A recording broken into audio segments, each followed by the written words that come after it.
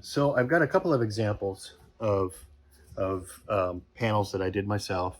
And what I do is I just go to a good quality lumber yard that has a mill if you don't have a table saw to cut up the sizes for you. This is 16 by 20. And with 16 by 20 or so, I want to do both sides, prime both sides with acrylic gesso so that it doesn't warp. Even if like this is primed, but it's it's a little slightly warped. That'll go back into a frame, no problem. But what I wanted to show you with this is what I do with the primer is I create somewhat of a faux weave so that you can see where that is coming through as if it's a canvas, right? And that's just done by going back and forth, perpendicular and then reversing your the way that you brush it on. I'll show you that in a second. But so smaller than that's 12 by 16. I'd actually don't hardly, sometimes I'll prime the back, but it's not quite as necessary.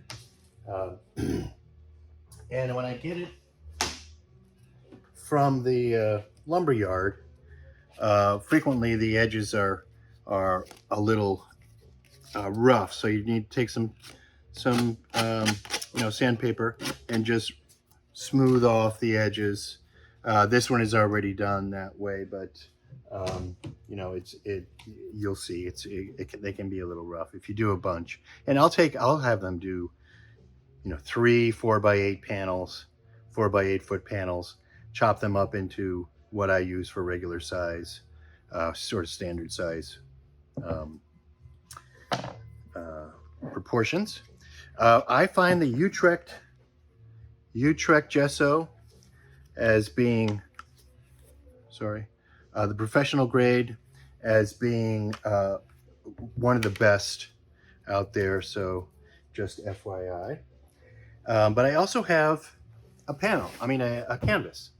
And what I've done is I've taken the keys, put them in the corners just to stretch it so that it's tighter, so that when you are putting pressure on there, you're not getting the frame itself to kind of rub up against the back of your canvas while you're working. And I wanted to show you what I do with this. So just getting a fair amount of the gesso on a brush. And I prefer so what I'm doing is I'm just adding another layer of the gesso that's already there. These are already primed. If you have a linen canvas that you're using, that weave is already slightly irregular. It's a little more natural, organic type of a weave. So that is really sweet to just paint on directly on the linen. But with the cotton duck, I prefer to have a little bit of a texture to it, even just an extra layer. But I'll get the brush to kind of go different directions, just making sure that I do cover, but just get a little more random stroke with it. So that you could, and I'm not trying to build up a faux weave here. I'm just trying to get another layer on there and get a little bit of a varied surface to work on, right? So, and I like working on the softer surface as well. The stretch canvas has a little give to it, slightly different feel. But panels lately have been what I've been gravitating towards. Just have some. This is a 22 by 28 canvas, and I have a few frames that are that size, so I'm going to do a few other canvases that are like this to fit those frames. And that's basically it. You want to use a brush. Even you can use the real cheap sort of disposable hardware brushes that you can get at Home Depot, but they do leave a fair amount of the bristles, the hairs of the brush left behind. So you're kind of going to sand those off. For me, I can see that I don't see any. This is a relatively, it's a new brush, but a nylon brush. A little stiffer. So choose your basic brush. So that's good enough. I think I've got it covered enough anyway, with a slightly different texture to it, slightly different surface, versus my other panel, which is just the 12 by 16. And what I'm going to do is just get that first layer,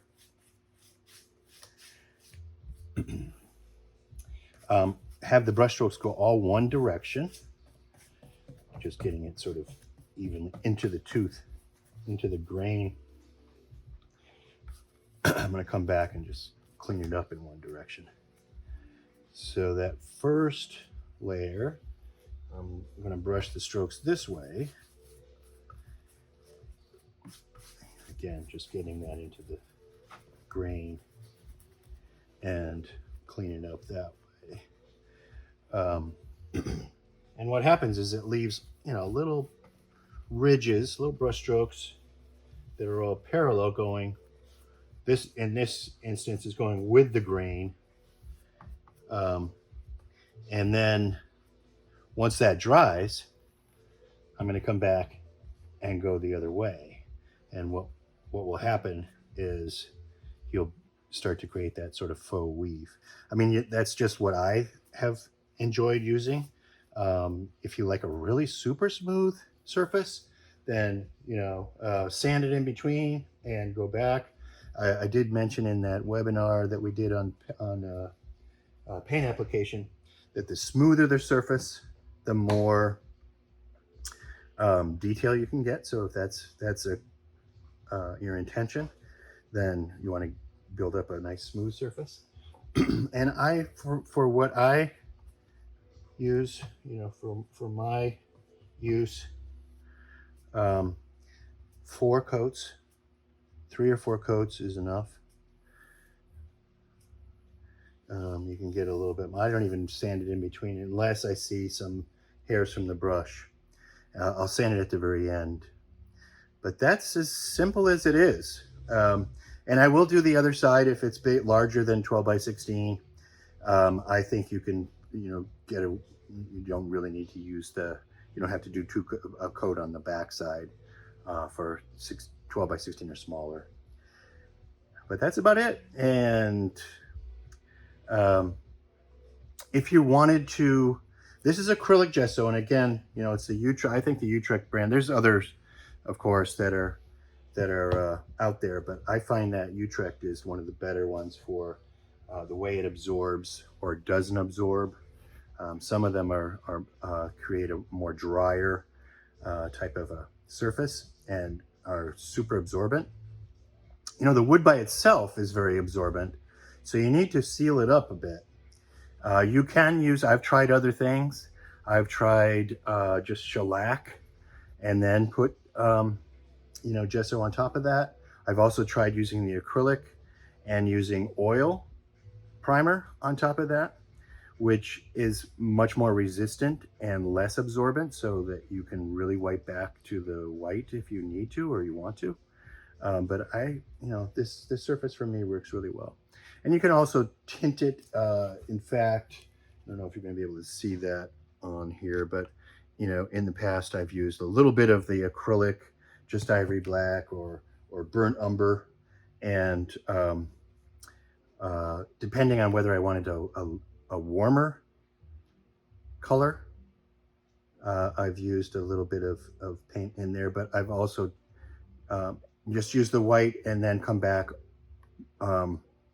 when it's dry and tinted or toned the panel that way.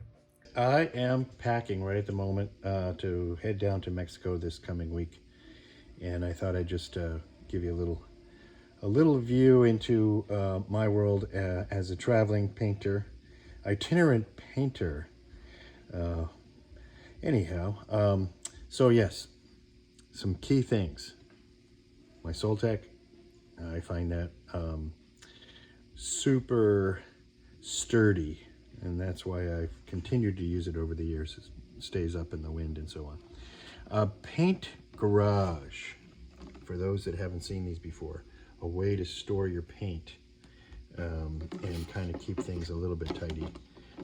I don't always travel with that, but just to show you it's available. You know, all my paint, my white, Viva towels, I will use those Viva towels, and I'll, since a lot of this stuff is fairly heavy, I use a good size luggage and put about 5 or 6 of these rolls in there just to kind of fill up the space. You know, I might not use all the rolls throughout the week, but it just keeps everything in place in my bag. I mean, and these are just my supplies that I'm kind of going over with you. And of course, my brushes, that medium that I really like, the walnut alkyd medium, you know, some sunscreen and so on. If you have those Soltec easels, some way to protect the feet from getting sand in there. Bungee cord's a must. I use these to kind of secure things. You know, of course, my trusty iPad that I use to get back to you guys. I love to have some sound on the, you know, out there. I've got some earbuds and so on. Umbrella, not always able to set that up because of the wind, but in a, you know, hot climate, certainly saves your butt. And then to carry panels, these Raymar panel carriers are really superior. Great to use. Keep your panels from, you know, the oil. It's a way to travel with them. So, from scene to scene, framing your vision is the theme of this course, and is designed for artists at all levels to explore new ways of seeing the world around them, to recognize the potential for subject matter in the everyday, and how to translate that into paintings that share your unique vision. My teaching experience includes 10 years at the San Francisco Academy of Art, Pixar Studios, and the California College of Art, and private workshops for 25 years. The class begins with a review of the principles of painting with an emphasis on composition and design. I do feel that composition is the make or break foundation of any artwork, but that it's also dependent on understanding the basic principles of value and color relationships, the use of contrast and bold shapes, of creating depth with overlap, aerial perspective, and managing edges. Learning how to simplify the complex and tips to manage the medium of oil are also covered and explained in this section in a straightforward way that the first module is a primer for the rest of the course.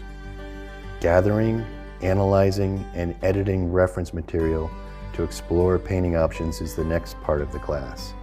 In Module 2, we'll dive into quick studies with a constant focus on the design potential, while at the same time strengthening skills in brush handling, how to simplify, edit, and critique your studies destined for larger studio paintings. The third module will focus on how to handle figurative elements in a scene. Gesture, proportion, editing, and grouping all need to be considered, but practice is ultimately the key, so this module focuses and encourages lots of that. The final part of the course, which in many ways can be seen as just the beginning, concentrates on how to develop larger studio paintings while implementing the principles put forward in the earlier modules. We'll also explore various palettes as options in the process, address paint quality, and techniques for working into a painting during multiple painting sessions. I do look forward to the opportunity to work with you.